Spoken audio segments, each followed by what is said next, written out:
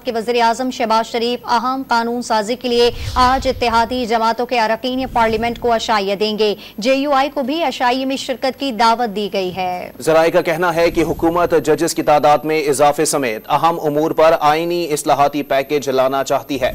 अशाइये में शिरकत के लिए JUI को भी दावत दी गई है।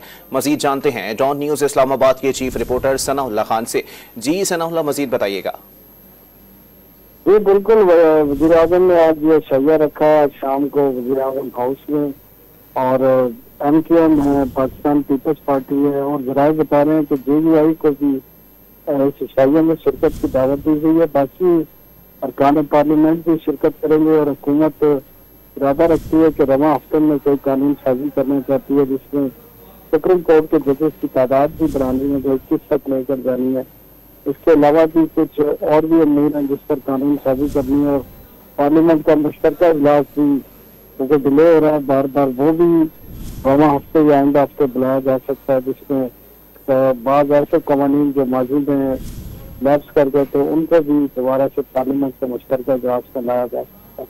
जी बहुत शुक्रिया सनाउल्लाह खान अपडेट करने के लिए। अपने नाजरीन को बताएं कि वज़ीर-ए-आज़म शहबाज शरीफ ने अहम कानून साजी के लिए आज इत्तेहादी जमातों के अरकान पार्लियामेंट को अशाइया देना है।